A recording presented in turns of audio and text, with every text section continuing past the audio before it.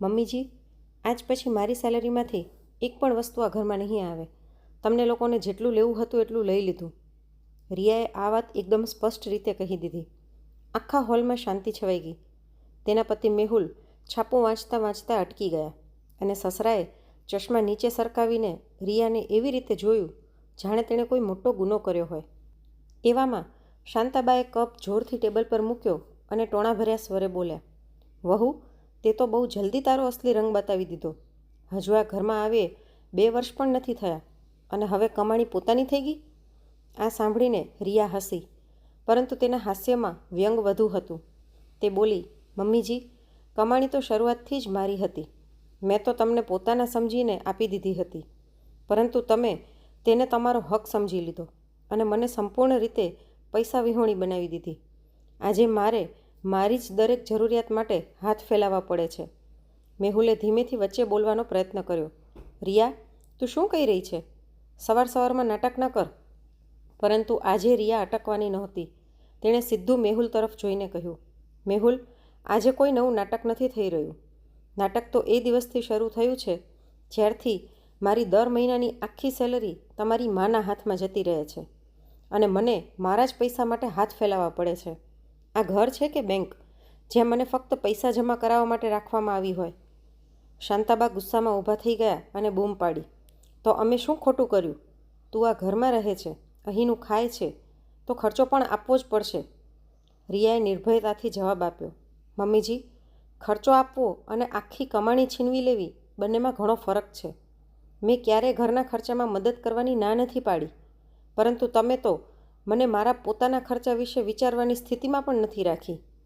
નાની નાની વસ્તુ માટે પણ મને હાથ ફેલાવવા પડે છે અને ઘણીવાર હાથ ફેલાવ્યા પછી પણ પૈસા મળતા નથી. સસરાએ ગંભીર અવાજમાં કહ્યું, વહુ, ઘર તો આ રીતે જ ચાલે છે. બધાની કમાણી એક જગ્યાએ આવે ત્યારે જ પરિવાર ચાલે છે. રિયાએ તેમની વાત વચ્ચે જ અટકાવી અને કહ્યું, પપ્પાજી, પરિવાર ત્યારે ચાલે છે જ્યારે બધાને માન સન્માન મળે. જ્યારે વહુને નોકરાણી કે એટીએમ મશીન સમજી લેવામાં આવે ત્યારે તેને પરિવાર નથી કહેવાતો. મેહુલ હવે ખૂબ જ ગભરાઈ ગયો હતો. તેણે રિયાનો હાથ પકડવાનો પ્રયત્ન કર્યો, પરંતુ રિયાએ હાથ ઝટકી દીધો અને ગુસ્સાથી બોલી, આજે નિર્ણય થશે મેહુલ. અથવા તો હું મારી કમાણી જાતે સંભાળીશ અથવા હું આ ઘરમાં નહીં રહું. હવે હું દર મહિને મારી મહેનતની કમાણીનો હિસાબ આપતી નહીં ફરું. હવે હું મારા ખર્ચા જાતે ચલાવીશ. શાંતાબા વધુ ગુસ્સે થઈ ગયા અને ટોણો મારતા બોલ્યા, સારું, હવે તને તારા પિયરવાળાઓ જેવી જિંદગી જીવવાનો શોખ ચડી ગયો છે. એ લોકોએ જ તને આ બધું શીખવ્યું હશે ને? રિયાની આંખો ગુસ્સાથી લાલ થઈ ગઈ, પરંતુ આ વખતે તેનો અવાજ પહેલાં કરતાં પણ વધુ શાંત હતો. તે બોલી, મારા પિયરવાળાઓએ ઓછામાં ઓછું મને પોતાની મહેનતનું માન કરવાનું તો શીખવ્યું છે. અહીં તો મારી પાસેથી ફક્ત લેવામાં જ આવ્યું છે. 2 વર્ષથી મેં મારી દરેક ખુશી દબાવી દીધી. મારા માટે એક કપડું પણ વિચાર્યા વગર ખરીદ્યું નથી, કારણ કે પહેલાં તમને આપવું જરૂરી માનતી હતી. પરંતુ હવે બસ, હવે વધુ નહીં. મેહુલ ગુસ્સામાં બોલ્યો, બહુ થઈ ગયું રિયા. આ તારું ઘર છે, ઓફિસ નહીં જ્યાં તું નિયમો બનાવે. રિયાએ તેની આંખોમાં આંખો નાખીને કહ્યું, તમે સાચું કહ્યું, આ ઘર છે, પરંતુ હું પણ આ ઘરની સભ્ય છું, કોઈ નોકરાણી નથી. અને આજ પછી મારી સેલેરી મારા પોતાના ખાતામાં જ રહેશે. હું ઘરના ખર્ચામાં મદદ કરીશ, પરંતુ એટલી જ જેટલી યોગ્ય હશે. મારી આખી કમાણી આપી દઉં અને પછી દરેક વસ્તુ માટે ભીખ માંગતી ફરું, એવું હવે નહીં થાય. રૂમમાં એવો સન્નાટો છવાઈ ગયો જાણે કોઈએ બધાના અવાજ જ છીનવી લીધા હોય. શાંતાબાનો ચહેરો ગુસ્સાથી લાલ થઈ ગયો હતો અને મેહુલ પહેલીવાર સમજી શકતો નહોતો કે તેને પોતાની માનો સાથ આપવો કે પોતાની પત્નીનો. પરંતુ આજે રિયા પાછળ હટવાની નહોતી. તેણે સ્પષ્ટ શબ્દોમાં કહી દીધું કે હવે તો તે આ ઘરમાં સન્માન સાથે રહેશે, નહીં તો બિલકુલ નહીં. તેના આ એક નિર્ણયથી જાણે આખા ઘરનો પાયો જ હલબલી ગયો. રિયાની વાત પૂરી થતાં જ શાંતાબાએ પોતાની સાડીનો પાલવ સરખો કરતા એવો ટોણો માર્યો જાણે આગમાં ઘી નાખ્યું હોય. તેઓ બોલ્યા, અત્યાર સુધી અમે ચૂપ હતા. એનો અર્થ એ નથી કે તું માથા પર ચડીને નાચવા લાગશે. આ ઘરમાં વહુઓ આવા નિયમો નથી બનાવતી, સમજાઈ ગયું? રિયાએ નજર ઝુકાવ્યા વગર સીધો જવાબ આપ્યો, નિયમો નથી બનાવતી તો શું ગુલામી કરે છે? કારણ કે છેલ્લા 2 વર્ષથી તો મેં એ જ કર્યું છે. મેહુલ હવે સંપૂર્ણ રીતે ચીડાઈ ગયો હતો. તેણે ગુસ્સામાં રિયા તરફ આંગળી બતાવતા કહ્યું, રિયા, તું તારી હદ પાર કરી રહી છે. રિયાએ તેની આંગળી પોતાના હાથથી નીચે કરતાં કહ્યું, મેહુલ, જ્યારે હું દર મહિને મારી આખી સેલેરી ચૂપચાપ આપી દેતી હતી ત્યારે તમને હિંમત નહોતી દેખાતી? આજે મેં ફક્ત સાચું બોલ્યું છે એટલે તમને હિંમત દેખાવા લાગી. આટલા સમયથી મારી સાથે જે થઈ રહ્યું હતું એ તમને ક્યારેય દેખાયું નહીં? સસરા ખુરશી પરથી ઊભા થઈ ગયા અને કડક અવાજમાં બોલ્યા, જો આ ઘર તને એટલું ખરાબ લાગે છે તો અહીં ન રહેજે. દરવાજો ખુલ્લો છે, અત્યારે જ જઈ શકે છે. આ સાંભળીને આખા વાતાવરણમાં જાણે વીજળી દોડી ગઈ, પરંતુ રિયાના ચહેરા પર એક ક્ષણ માટે પણ ડર દેખાયો નહીં. તેણે શાંત પરંતુ મજબૂત અવાજમાં કહ્યું, પપ્પાજી, મને જવાની ધમકી ના આપશો, કારણ કે જો હું જવાનો નિર્ણય એકવાર લઈ લઈશ ને તો પાછા આવવાનો પ્રશ્ન જ નહીં રહે. શાંતાબા ગુસ્સાથી તિલમિલાઈ ઉઠ્યા અને બોલ્યા, તને તારી નોકરીનું બહુ ઘમંડ આવી ગયું છે. યાદ રાખજે, કાલે આ નોકરી પણ નહીં રહે. ત્યારે સમજાશે કે ઘર શું હોય છે અને ઘરના લોકોનું મહત્ત્વ શું હોય છે. રિયાએ તરત જ જવાબ આપ્યો, મમ્મીજી, ઘર એ હોય છે જ્યાં માણસને પોતાનું સન્માન બચાવવા માટે લડવું ન પડે, જ્યાં પોતાની મહેનતના પૈસા માંગવા પર તેને ખોટો ન ઠેરવવામાં આવે. હવે મેહુલ સંપૂર્ણ રીતે પોતાની માના પક્ષમાં ઊભો થઈ ગયો હતો. તેણે ઊંચા અવાજે કહ્યું, રિયા, એક વાત સ્પષ્ટ સાંભળ, આ ઘરમાં એ જ થશે જે મમ્મી કહેશે. જો તને તારી સેલેરી એટલી જ પ્રિય છે તો તેને લઈને તારા પિયર જતી રહેજે. અહીં રહેવું હોય તો બધા પૈસા મમ્મીને જ આપવા પડશે, જેમ હું મારી આખી સેલેરી આપું છું. રિયાએ એક ક્ષણ પણ વિચાર્યા વગર જવાબ આપ્યો, તો મેહુલ, તમારે પણ એક વાત સ્પષ્ટ સાંભળી લેવી જોઈએ. હું મારી ઓળખ ગુમાવીને અહીં નહીં રહી શકું. લગ્નનો અર્થ એ નથી કે હું પોતાને જ સંપૂર્ણ રીતે ભૂલી જાઉં. શાંતાબા વ્યંગથી હસતા બોલ્યા, વાહ, હવે આ છોકરી અમને લગ્નનો અર્થ સમજાવશે. અમે પણ જિંદગી જોઈ છે. વહુઓ તો પોતાની કમાણી આપીને જ ઘર ચલાવે છે. રિયા ઊંચા અવાજમાં બોલી, વહુઓ ઘર ચલાવે છે કે ઘરના લોકો વહુઓને ચલાવે છે? તમે ક્યારેય વિચાર્યું છે કે મને પણ કંઈક જોઈએ છે? મારી પણ કેટલીક જરૂરિયાતો છે કે નહીં? દરેક વખતે જ્યારે મેં મારા માટે કંઈ ખરીદવાની વાત કરી ત્યારે તમે કહ્યું કે ઘરમાં ઘણો ખર્ચો છે, પછી લઈ લેજે. પરંતુ એ પછી ક્યારે આવ્યું જ નહીં અને કદાચ ક્યારે આવશે પણ નહીં. મેહુલ ગુસ્સામાં ટેબલ પર હાથ મારતા બોલ્યો, બસ, હવે ઘણું થયું આ નાટક. અત્યારે જ તારા રૂમમાં જા અને આ બધું દિમાગમાંથી કાઢી નાખ. કાલે સવારે તારી આખી સેલેરી મમ્મીને આપી દેજે. પછી આ ઝઘડો અહીં જ પૂરો થઈ જશે. રિયાએ તેની તરફ તીક્ષ્ણ નજરે જોઈને કહ્યું, મેહુલ, તમને આ નાટક લાગે છે? કારણ કે આજે પહેલી વાર મેં ના કહી છે. નહીં તો છેલ્લા 2 વર્ષથી જે ચાલતું હતું એ તમને એકદમ બરાબર જ લાગતું હતું. આટલું કહીને રિયા ફરી અને પોતાના રૂમ તરફ ચાલવા લાગી. પરંતુ આ વખતે તેના પગલાંમાં કોઈ અચકાટ નહોતો. તેના ચાલમાં એક અજીબ પ્રકારની મજબૂતી અને આત્મવિશ્વાસ હતો. પાછળ હોલમાં શાંતાબા સતત મેહુલને ઉશ્કેરી રહ્યા હતા. જો આજે તેને રોકવામાં નહીં આવે ને તો કાલે માથા પર ચડીને નાચશે. અને મેહુલના ચહેરા પર પણ હવે સ્પષ્ટ ગુસ્સો દેખાઈ રહ્યો હતો. આખરે એક માએ પોતાના જ સ્વાર્થ માટે પોતાના જ દીકરાનું ઘર ઉજાડી દીધું હતું. રૂમમાં પહોંચતા જ રિયાએ દરવાજો બંધ કર્યો અને કબાટમાંથી પોતાનું બેગ કાઢીને પથારી પર મૂકી દીધું. તેની આંખોમાં આંસુ નહોતા. આ વખતે તેની અંદર માત્ર એક મજબૂત નિર્ણય હતો, જે ધીમે ધીમે વધુ પાક્કો બની રહ્યો હતો. હવે તો અથવા આ ઘર બદલાશે અથવા પછી તે પોતે આ ઘર છોડીને જતી રહેશે. આ વિચાર સાથે તેણે પોતાનો ફોન ઉઠાવ્યો અને કોઈનો નંબર શોધવા લાગી, કારણ કે હવે તે પોતાનું આગળનું પગલું સારી રીતે વિચારીને ભરવાની હતી. રૂમનો દરવાજો બંધ થતાં જ બહાર હોલમાં અવાજો વધુ ઊંચા થઈ ગયા. શાંતાબા સતત મેહુલને ઉશ્કેરી રહ્યા હતા. જો આજે વહુને રોકવામાં નહીં આવે ને તો કાલે એ માથા પર ચડી જશે. મેહુલ પણ ગુસ્સામાં દરવાજા સુધી આવ્યો અને જોરથી ધક્કો મારીને રૂમમાં ઘૂસી ગયો. રિયા બેગ ખોલીને પોતાના કપડાં ગોઠવી રહી હતી, જાણે તેણે પહેલેથી જ નક્કી કરી લીધું હોય કે હવે પાછી હટવાની નથી. મેહુલે અંદર આવતા જ ઊંચા અવાજે કહ્યું, રિયા, આ નાટક બંધ કર અને બેગ પાછું મૂકી દે. તું ક્યાંય નહીં જાય. રિયાએ તેની તરફ જોયા વગર જવાબ આપ્યો, મેહુલ, હું કોઈ નાટક નથી કરી રહી. હું તો ફક્ત એ જ કરી રહી છું જે મારે 2 વર્ષ પહેલાં જ કરી લેવું જોઈતું હતું. જો મેં ત્યારે જ આ નિર્ણય લીધો હોત તો આજે મને આટલી પીડા સહન ન કરવી પડત. મેહુલ આગળ વધ્યો અને તેનો હાથ પકડીને ગુસ્સામાં બોલ્યો, તું આ ઘરની વહુ છે, આમ બેગ ઉઠાવીને જવાની તને પરવાનગી નથી. રિયાએ ઝટકાથી પોતાનો હાથ છોડાવી લીધો અને સીધી તેની આંખોમાં જોઈને બોલી, હા, હું વહુ છું. એ જ કારણથી 2 વર્ષ સુધી ચૂપ રહી. પરંતુ તમારામાં તો હવે માનવતા પણ બાકી નથી રહી. હું એક માણસ છું અને એ જ કારણથી હવે અહીંથી જઈ રહી છું. મને કોઈની પરવાનગીની જરૂર નથી. એ દરમિયાન શાંતાબા પણ રૂમમાં આવી ગયા અને અંદર આવતા જ ટોણો મારતા બોલ્યા, જો મેહુલ, તારી પત્નીનો અસલી રંગ. તેને પોતાની નોકરીનું ઘમંડ છે. આજે અમને છોડીને જઈ રહી છે, કાલે તને પણ છોડી દેશે. રિયાએ પહેલીવાર ખૂબ ઠંડા સ્વરે કહ્યું, મમ્મીજી, કોઈને છોડવાની વાત ત્યારે થાય જ્યારે સામેની વ્યક્તિ આપણને સાચે જ સંભાળવા અને માન આપવા લાયક હોય. અહીં તો શરૂઆતથી જ મારો માત્ર પૈસા માટે ઉપયોગ કરવામાં આવ્યો છે. એ દરમિયાન સસરા પણ દરવાજા પાસે આવીને ઊભા રહ્યા અને ગંભીર અવાજમાં બોલ્યા, જો આજે આ ઘર છોડીને જશે તો પાછા આવવાની કોઈ જરૂર નથી. આ દરવાજો તેના માટે હંમેશા માટે બંધ થઈ જશે.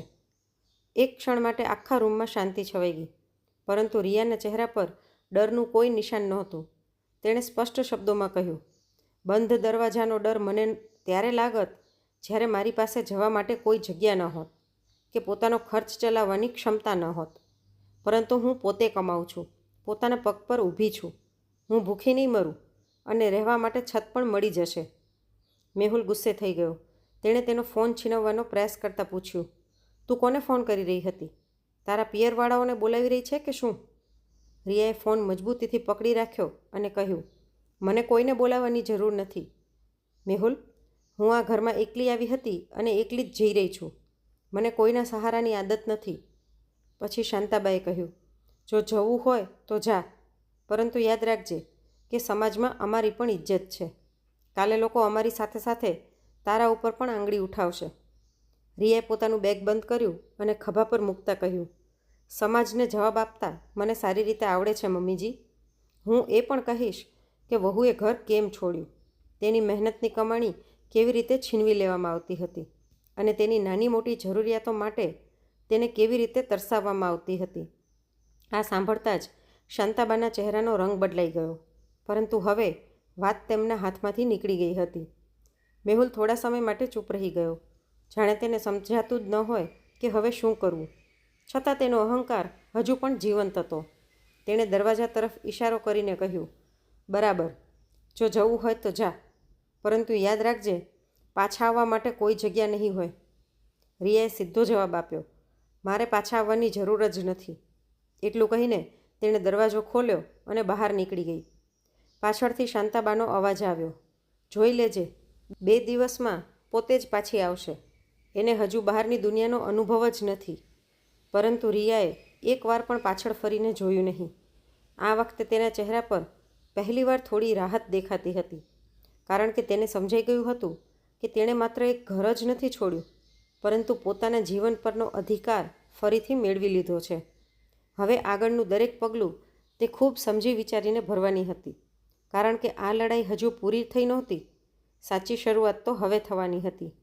તેણે એક રિક્ષા રોકી અને સીધું એક નાનકડા ભાડાના રૂમનું સરનામું જણાવ્યું, જે તેણે એ જ દિવસે ઓનલાઈન જોઈ રાખ્યું હતું. જાણે તેને પહેલેથી જ અંદાજ હતો કે એક દિવસ આ નિર્ણય લેવો જ પડશે. રૂમ પર પહોંચીને તેણે પોતાનું બેગ મૂકી દીધું અને બેસવાના બદલે સીધી બારી પાસે જઈને ઊભી રહી ગઈ. એ જ સમયે તેનો ફોન વાગ્યો. મેહુલનો કોલ હતો. તેણે સ્ક્રીન તરફ જોયું, પરંતુ ફોન ઉપાડ્યો નહીં. થોડા સેકન્ડ પછી ફરી કોલ આવ્યો, પરંતુ આ વખતે રિયાએ ફોન સાયલેન્ટ પર મૂકી દીધો, કારણ કે હવે જવાબ આપવાનો સમય પસાર થઈ ગયો હતો. બીજી તરફ ઘરમાં આખું વાતાવરણ બદલાઈ ગયું હતું. શાંતાબાને લાગતું હતું કે રિયા 2 કલાકમાં પાછી આવી જશે, પરંતુ સાંજ પડતાં જ રસોડાનો ચૂલો ઠંડો પડી ગયો. મેહુલને પોતે ચા બનાવવી પડી અને સસરા પણ ચૂપચાપ બેઠા હતા. પહેલીવાર તેમને સમજાયું કે જેને તેઓ માત્ર પૈસા કમાવાનું સાધન માનતા હતા, એ જ તો આ ઘરની સાચી જરૂરિયાત હતી. રાત સુધીમાં મેહુલનો ગુસ્સો બેચેનીમાં બદલાઈ ગયો. તેણે વારંવાર રિયાને ફોન કર્યો, મેસેજ કર્યો, પાછી આવી જા, વાત કરીને બધું ઠીક કરી લઈશું. પરંતુ રિયાએ એક વાર પણ જવાબ આપ્યો નહીં, કારણ કે હવે તે બધું સહન કરતાં કરતાં થાકી ગઈ હતી. બીજા દિવસે સવારે રિયા પોતાના નવા રૂમમાં જાગી. તેના ચહેરા પર ડર નહોતો, પરંતુ એક અજાણી શાંતિ હતી. સૌથી પહેલાં તેણે પોતાનું બેંક એકાઉન્ટ ખોલ્યું અને પોતાની આખી પગારની રકમ જોઈ, જે સંપૂર્ણપણે તેના જ ખાતામાં હતી. એ જ સમયે તેના ફોન પર મેહુલનો મેસેજ આવ્યો, ઘરે પાછી આવી જા, હવે મમ્મી પણ કંઈ નહીં કહે. રિયાએ લાંબો શ્વાસ લીધો અને સીધો જવાબ લખ્યો, ઘરે પાછા આવવા માટે માત્ર ચૂપ રહેવું પૂરતું નથી, માન સન્માન પણ જોઈએ, અને એ મને ત્યાં ક્યારેય નહીં મળે. આ વાત હું સારી રીતે જાણું છું. સાંજ થતાં મેહુલ પોતે તેના દરવાજા સુધી આવી પહોંચ્યો. દરવાજો ખુલ્યો તો સામે રિયા ઊભી હતી, પરંતુ આ વખતે તે પહેલાં જેવી ચૂપ રહેતી રિયા નહોતી. તેની આંખોમાં આત્મવિશ્વાસ ઝળકી રહ્યો હતો. મેહુલ અંદર આવતા જ બોલ્યો, ચાલ હવે ઘરે ચાલીએ, ઘણું થઈ ગયું આ બધું. મમ્મી પણ માની ગઈ છે, હવે બધું પહેલાં જેવું થઈ જશે. રિયાએ સીધો જવાબ આપ્યો, મને પહેલાં જેવું કંઈ જ નથી જોઈતું મેહુલ, કારણ કે પહેલાં જેવું એટલે ફરીથી એ જ ભૂલ કરવી. મેહુલ થોડો નરમ પડીને બોલ્યો, તો તું શું ઈચ્છે છે? રિયાએ વાતને ઘુમાવ્યા વગર સીધો જવાબ આપ્યો, હું મારી પોતાની શરતો પર જીવવા માગું છું. મારી કમાણી હું પોતે સંભાળીશ, ઘર ચલાવવામાં હું બરાબરનો ફાળો આપીશ, પરંતુ મારી ઓળખ ગુમાવીને નહીં. જો તમને આ સ્વીકાર્ય હોય તો જ આ સંબંધ આગળ વધશે, નહીં તો અહીં જ તેનો અંત સમજજો. થોડી ક્ષણ માટે આખા રૂમમાં શાંતિ છવાઈ ગઈ. મેહુલ પહેલીવાર સાચે જ વિચારવા માટે મજબૂર થયો, કારણ કે આ વખતે રિયા ઝૂકવાની નહોતી. થોડીવાર પછી મેહુલ કંઈ પણ બોલ્યા વગર ઊભો થયો અને બહાર નીકળી ગયો. તેની પાસે કોઈ જવાબ નહોતો. રિયાએ પણ તેને રોકવાનો પ્રયત્ન કર્યો નહીં, કારણ કે હવે નિર્ણય તેના પોતાના હાથમાં હતો. તેણે દરવાજો બંધ કર્યો અને ફરી બારી પાસે જઈને ઊભી રહી ગઈ. પહેલીવાર તેને અનુભવ થયો કે જીવન આવું જ હોવું જોઈએ, ડર વગર અને દરેક વાતનો હિસાબ આપવાની મજબૂરી વગર. બીજી તરફ મેહુલ પોતાની જ નજરોમાં નજર મિલાવી શકતો નહોતો. દરેક પગલે તેને રિયાના શબ્દો યાદ આવી રહ્યા હતા, હું મારી ઓળખ ગુમાવીને જીવી નહીં શકું. તેણે ક્યારેય વિચાર્યું નહોતું કે જેને તે હંમેશા શાંત અને ચૂપ રહેતી છોકરી માનતો હતો, તે અંદરથી એટલી મજબૂત અને આત્મવિશ્વાસી નીકળશે. ઘરે પહોંચતા જ શાંતાબાએ પૂછ્યું, એ ક્યાં છે? આખરે માની ગઈ ને? મેહુલે તેમની તરફ જોયા વગર જવાબ આપ્યો, ના, એ પાછી નહીં આવે. શાંતાબાના ચહેરા પર આશ્ચર્ય છવાઈ ગયું અને તરત જ તે ગુસ્સામાં બદલાઈ ગયું. તેમણે કહ્યું, 2 દિવસમાં તેની અક્કલ ઠેકાણે આવી જશે. બહારની દુનિયા જોશે તો પોતે જ રડતી રડતી પાછી આવી જશે. પરંતુ આ વખતે મેહુલ ચૂપ રહ્યો નહીં. તે ધીમા અવાજે બોલ્યો, કદાચ ભૂલ આપણી હતી મમ્મી. આ સાંભળતા જ જાણે આખા રૂમમાં બોમ્બ ફાટ્યો હોય એવું વાતાવરણ તંગ થઈ ગયું. શાંતાબા તરત બોલી ઉઠ્યા, એનો શું અર્થ મેહુલ? મેહુલ થોડો થંભીને બોલ્યો, એનો અર્થ એ છે કે આપણે ક્યારેય તેને એક માણસ તરીકે સમજ્યા જ નહીં. આપણે તેને માત્ર જવાબદારી અને પૈસા કમાવવાનું સાધન જ માન્યું. મેહુલના પપ્પા પણ શાંતિથી આ બધું સાંભળી રહ્યા હતા. તેમના ચહેરા પર પણ થોડો પસ્તાવો દેખાવા લાગ્યો હતો, પરંતુ શાંતાબા હજુ પણ પોતાના અહંકારમાં જ હતા. તેમણે કહ્યું, એ વહુ છે, ઘર ચલાવવું એ તેની ફરજ છે. આ સાંભળીને મેહુલે શાંત પરંતુ મક્કમ અવાજમાં જવાબ આપ્યો, ફરજ હોય છે મમ્મી, ગુલામી નહીં. તમે તેને ગુલામ બનાવી દીધી હતી. મેહુલનો અહંકાર ધીમે ધીમે તૂટી રહ્યો હતો. હવે તેને સમજાઈ રહ્યું હતું કે જો આ વખતે તેણે સાચો નિર્ણય નહીં લીધો તો તે રિયાને હંમેશા માટે ગુમાવી દેશે. એટલા માટે તેણે પોતાની માના ખોટા નિર્ણયોની સામે ઊભા રહેવાનું શીખ્યું. પછી તે રિયા પાસે ગયો અને તેની માફી માગતા બોલ્યો, રિયા, જો શક્ય હોય તો મને એક તક આપ. હું ખરેખર પોતાને બદલવા માંગુ છું. રિયા એક ક્ષણ માટે શાંત રહી, પછી ધીમા અવાજે બોલી, મેહુલ, સંબંધ પ્રેમથી ચાલે છે, પણ સન્માન વગર ટકી શકતો નથી. આ સંબંધ બચાવવા માટે મેં પોતાની જાતને ઘણી ગુમાવી છે. હવે જો આ સંબંધ આગળ ચાલશે તો સમાનતા અને આદર સાથે જ ચાલશે. મેહુલે એક ક્ષણ પણ વિચાર્યા વગર કહ્યું, મને મંજૂર છે. બીજી તરફ શાંતાબા હવે એકલા પડી ગયા હતા. તેમને પહેલીવાર સમજાયું કે પોતાના અહંકારના કારણે તેમણે માત્ર વહુને જ નહીં પણ પોતાના દીકરાને પણ પોતાનાથી દૂર કરી દીધો છે. પરંતુ હવે પસ્તાવો કરીને શું ફાયદો? કહેવત છે ને, અબ પછતાએ ક્યાં હોય જબ ચીડિયા ચૂગ ગઈ ખેત. તો મિત્રો, રિયાએ જે કર્યું તે બરાબર હતું કે નહીં, તમારું મંતવ્ય કોમેન્ટમાં જરૂરથી જણાવજો. અને જો આજની વાર્તા ગમી હોય તો લાઈક કરીને વધુમાં વધુ શેર પણ કરજો. અને આવી જ અવનવી વાર્તા સાંભળવા માટે ચેનલને સબસ્ક્રાઈબ જરૂરથી કરજો. ફરી મળીશું આવી જ એક શિક્ષાપ્રદ વાર્તા સાથે. રાધે રાધે.